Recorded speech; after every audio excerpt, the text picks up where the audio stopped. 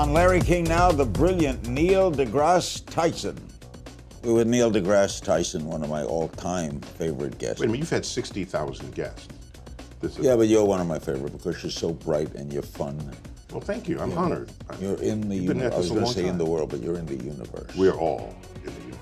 Those who deny climate change, what do you say to them? I don't care what you believe. Believe whatever you want. The problem comes about is if you are in denial of an emergent scientific truth and you wield power over legislation.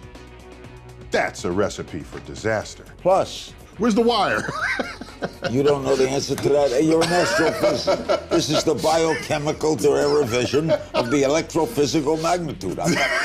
Why do we keep booking guests like this? All next on Larry King Now.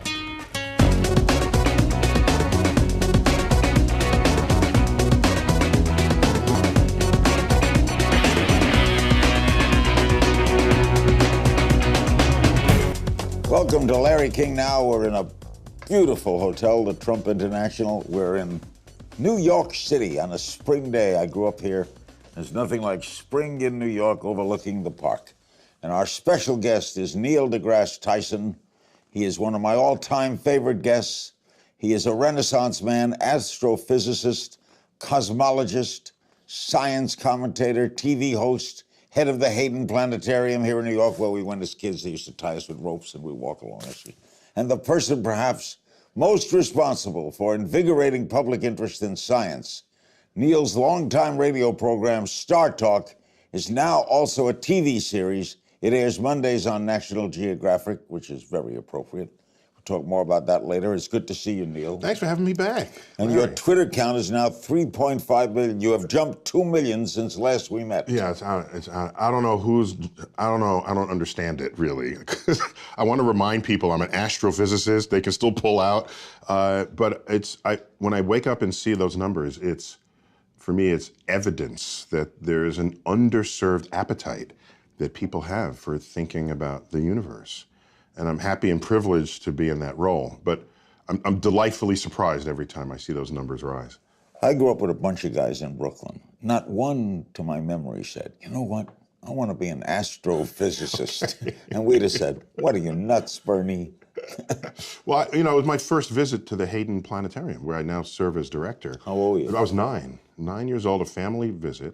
As a family, we went to all the places in the city. We went to the zoo, the art museum, and I think my parents were it was a matter of exposure for my brother, my sister, and me. And you don't want your options to be limited when you're asked what do you want to be when you grow up. And the more things you see as a child, the more options you have to reach for if something piques your interest. And for me, a first visit to the planetarium, I'm convinced, in fact, that it was the universe that chose me. Then you have to be good at something in school, which I gather was math. Well, so I liked math, but I think it's wrong to say you have to be good at it. I'd rather say you have to want to be good at it. And then ambition kicks in. And ambition can override whether or not your first foray was unpleasant, or you didn't do well, or maybe you flunked an exam. But if you really like it, you will spend time learning it. That's what liking something means. Maybe too many of us believe that we like something because you're good at it. And sure, there are plenty of cases where that's so. But why deny yourself the pleasure of a life of pursuit of something that brings pleasure? I love the microphone. I love the radio. It's all I ever wanted to do. Is this even a real microphone? Yeah, it is. It's not hooked up, but it's a real mic. Where's the wire? You don't know the answer to that? Hey, you're an astrophysicist. This is the biochemical derivation of the electrophysical magnitude. Why do we keep booking guests like this? You've been doing this so long, they've neurochemically attached it to your brain, right? That's how they got you going here. Well, did you ever get discouraged along the way? Did you ever fail a test and say, Yeah, I remember discouraged, I don't know if discouraged is the right word. I remember opening a calculus book for the first time. Good luck. In high school. And calculus is not some natural next step after algebra, right? It's a completely different new way of thinking about the relationships of things that change in the world. And you open up the book and there are all these squiggly lines and all these alphabet drawn from Greek letters. And it's like, I will never understand this, ever. Should I bail now while I have the chance? And I said, let me just try this. And a month later, after I said, hey, I kind of understand, I think I know what that is. Oh, 2 months later, hey. 3 months later, I got this. And that was, that moment for the rest of my life it became proxy for me saying, if at first encounter, I have no clue what's going on, just spend time learning it. I mean, it sounds simple, but you can, I would realize how profound that fact, how profoundly that would affect the rest of my life. Anytime I saw something I didn't understand, work at it. Do you use calculus? All the time. There is no understanding of the physical universe without calculus. Were you a nerd? I was, yes, card carrying. I attended the Bronx High School of Science. Oh my God. Okay, and this is take a test to get into that. Yeah, you did. No, you not only take the test, you had to like get above a score to get in, right? Not just anybody take the test, you gotta get above the score. But that's how old I am. They make fun of you for being old, that's how old I am. I was there and we formally learned calculations on a slide rule. And my slide rule had a leather pouch. And you go walking down, you know, the best nerds had like the biggest slide rule pouch. And you know, it's almost like what? Did your friends walk down the hallway. Your friends in the hood make fun of you? A little bit. Because the hood that I was in was not sort of the stereotyped hood that people imagined. My earliest memories are the East Bronx and the housing projects there, the Castle Hill middle-income housing projects. But then my father's income went above that level, and they kick you out when that happens. And so we moved to Riverdale. Oh. That's what I'm saying. Riverdale. That's uptown Bronx. Yeah, that's uptown. So in the Bronx, there wasn't so much of the force of the hood that you might think. But nonetheless, there were pressures for me to be athletic, and no one really cared about what I was doing. But I cared about what I was doing. Coming up, we'll talk about the mission to Mars, privatization of space. We'll talk about climate change. We'll be right back. We're with Neil deGrasse Tyson, one of my all-time favorite guests. Okay, let's get to some things current. Wait a minute, you've had 60,000 guests. Yeah, but you're one of my favorite because you're so bright and you're fun. Well, thank you. I'm honored. You're in the universe. I was going to say in the world, but you're in the universe. We're all in the universe. There's 80 billion stars. More, but we'll start with that. How could anybody know that there's a heaven, that they're going somewhere, that there's an afterlife? How could anyone know that? No, That boggles my mind. They can believe they know. Well, but belief is, I could believe that it's raining, well, but that's it right. ain't. Well, this is the difference between believing something and using the methods and tools of science to establish what is objectively true. And what is objectively true is something that is true outside of your belief system. That's what science is. That's how we can make stuff. Do you wonder how it all began? Oh, of course. What do you think? Well, so it depends what you mean by it all. There was a day. It all, this. Well, no, I'm saying there was a day. It all could be, how did life get here? How did the Earth get here? How did the sun, moon, solar system get here? How did the galaxy get here? How did the universe get here? And so all of our evidence points to a pretty fun beginning of the universe, the Big Bang. We got a term for it, the Big Bang. What was there before it? It's a frontier of our investigation, and I got top people working on it. To find out what was there before. Yeah, we don't know. We don't know. What was there before the before? Yeah, we're not ready to put our top people on that one yet.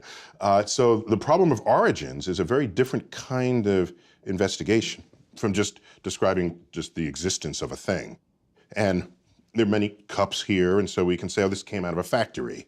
But what made the factory? Well, people made the factory. Then what made the people? You keep going back, and then you have the sort of the origins question, because typically there's only one origin of anything, so you can't compare it to other things. And so it poses special challenges to scientific Is that why inquiry. many of you guys go nuts? No, just the ones you've interviewed. You've selected them. You got to go crazy if we can think. All right, why isn't it raining in California? Yeah, the climate is. I mean, drought. It's not as though droughts have no precedent in the history of the world. But what's more important than that it's not raining is there's a consumption of clean water, potable water from the water table that's not being replenished, and it's being pulled out at a faster rate than it's returning. And that's a recipe for disaster. And so we need to think more, sort of, dare I use the word, holistically about systems that manifest on this earth. And that's a relatively new way to think about the world. But what do we do about it? Stumped, huh? Yeah, I don't have easy answers. I think we need to be better shepherds of our activities and our behaviors. If you're watering your lawn, do you need clean, potable water to water your lawn? No. You could use the water that came out of your dishwasher. Your grass is not going to care. But we've set up a system that does not intelligently use even the limited water that's available. Bigger question, why isn't it raining? All I can tell you is that in the world, what we're going to find is more extremes of weather. Okay, when it rains, it's going to rain heavier. When it's not going to rain, it's going to rain less than it ever didn't rain before.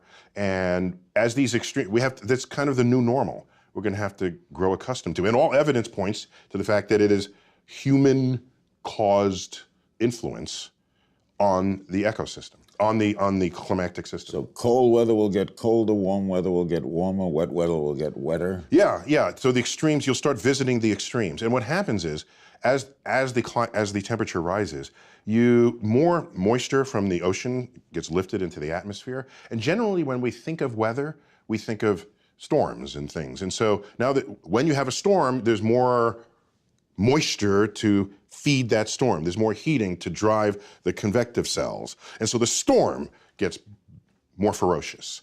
And we had flooding down here in New York. By the way, this change that people are talking about, it's not one day the ocean will just sort of come in and stay there on your doorstep. No, that's not how it happens first. It happens first where there would be a storm where there'd be a tide surge. And previously, the tide surge never really, maybe came over the sidewalk or the boardwalk, but that was about it. It went away. Now the tide surge makes it into the streets. And that's your first indication. These extremes are your first encounter with what will soon become the new normal. Those who deny climate change, what do you say to them? In a free country, which at least we believe, we tell ourselves we live in a free country, I don't care what you believe. You believe whatever you want. The problem comes about is if you are in denial of an emergent scientific truth and you wield power over legislation. That's a recipe for disaster. The person on the street doesn't care about climate change or doesn't, maybe we'll have a conversation, but I'm not going to lose sleep over that. It's when an elected official, stands in denial of climate change, something that scientists have been telling them now for decades, and they're going to create legislation in response to that. That is the end of an informed democracy. The end. I love when they say, I don't know anything about it, but it's not true. I don't know anything, but it's not true. And so, by the way, I don't beat politicians over the head. You'll never see me arguing with a politician. You know why? Because politicians, representatives, senators, they are duly elected by a community of people, the electorate. So if they want to say the Earth is 6,000 years old, it's probably because their electorate thinks so. And so as an educator, my task is to educate the electorate so that they could then vote people into office who can make sensible legislative decisions that can affect us all and not derive from their personal, private belief system. The man who brought us Cosmos has another show on the air. It's called Star Talk, and we'll talk about that and the rumored second season of Cosmos after the break. We're back with Mr. Tyson. What is Star Talk? Thanks for asking. It was an experiment radio show 5 years ago on a grant from the National Science Foundation. And I looked around and I saw well, how does someone receive science through media? And there's some fine science programming on NPR especially, where there's a, Science Friday, for example, and I've been on Science Friday, I love it to death. There's a journalist interviewing a scientist. But if you tune into that, chances are you already like science. That's why you'd listen to it. But how about the people who don't know they like science? Or how about the people who know they don't like science? How do you get science to them? So I thought, why don't we invert the model? And I'll be the interviewer, I'm the scientist, and my guests will hardly ever be scientists. I would draw them, they would be hewn from pop culture. And my conversation with them would be about all the ways science has influenced their life or their livelihood. Are you teaching or asking? So there's some teaching in there, but it's really, if these are people, you would have heard of these people we've interviewed. One of them is like President Carter, all right? I didn't ask him about the Middle East. That's what other people do. I asked him about his engineering background and how that might have influenced his diplomacy. Is he thinking differently from others who had a different background? That's kind of interesting to me. It might be interesting to others. Interviewed George Takei from the original Star. He's a fun guy on every level. And we talked about the science fiction projections for the future and what came true, what didn't. But he's from pop culture. He's not a scientist. He may have played one on TV, but he's not a scientist. So you do this on television now, too? So now it jumps species. And the National Geographic Channel, by the way, Cosmos, while it aired on Fox domestically and National Geographic delayed, National Geographic took it around the world in 180 countries. And so I had a relationship with National Geographic, and they said at the end of Cosmos, we got to do more TV together. And I said, no, that's not kind of what I'm about.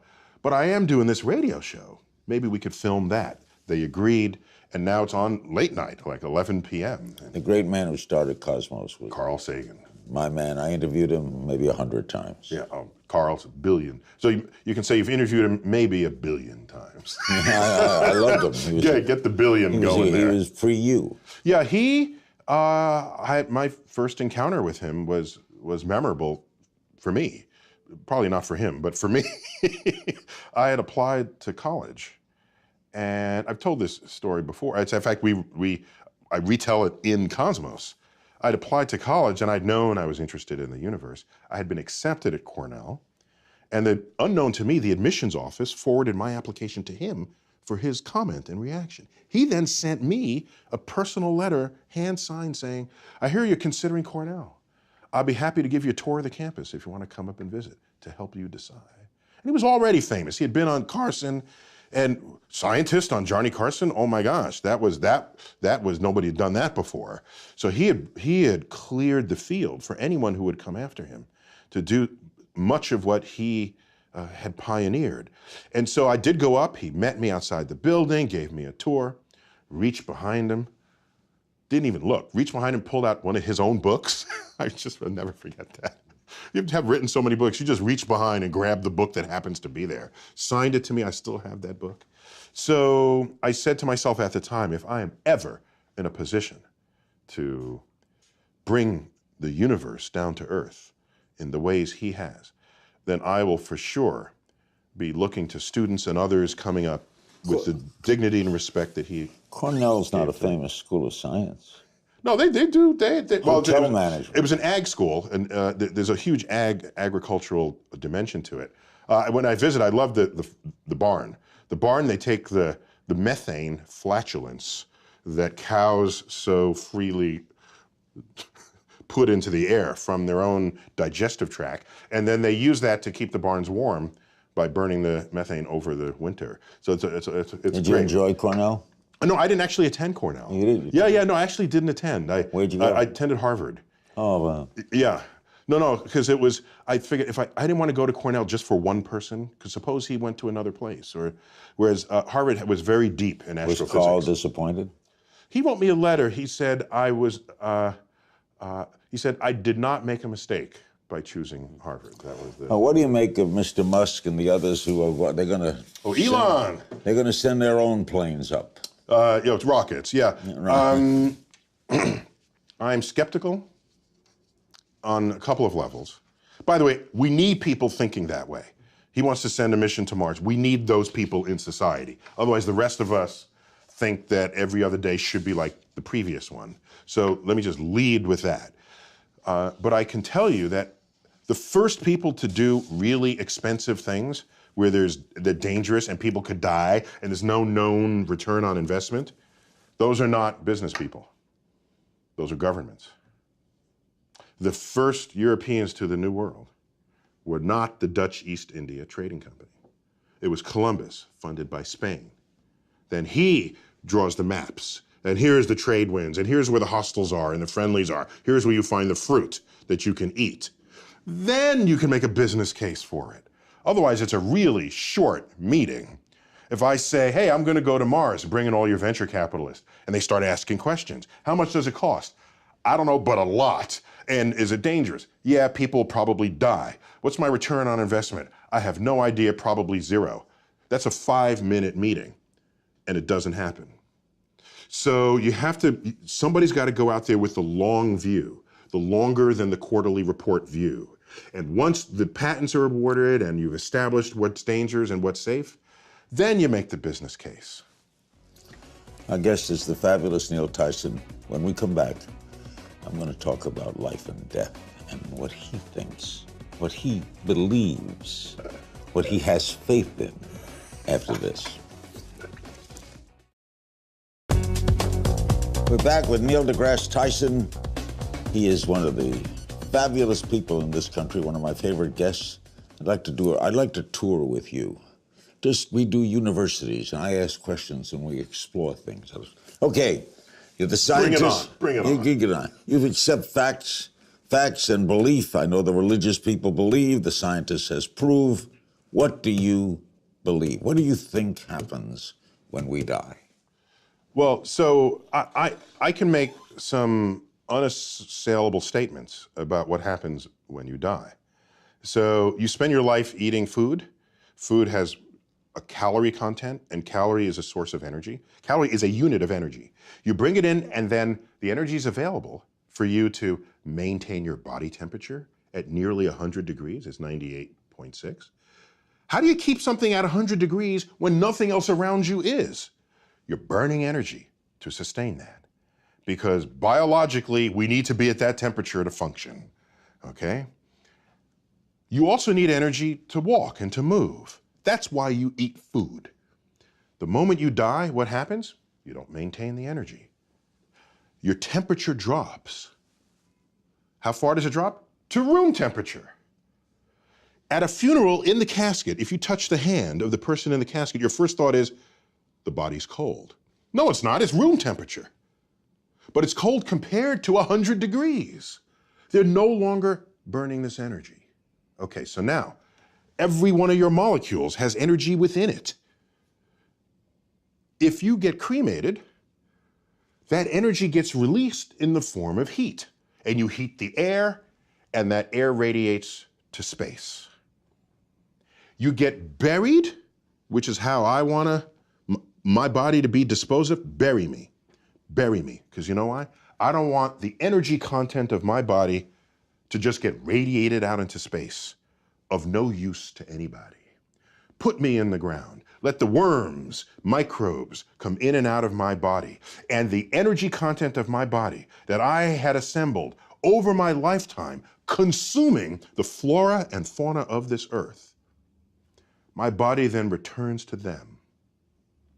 And thus is the cycle of life.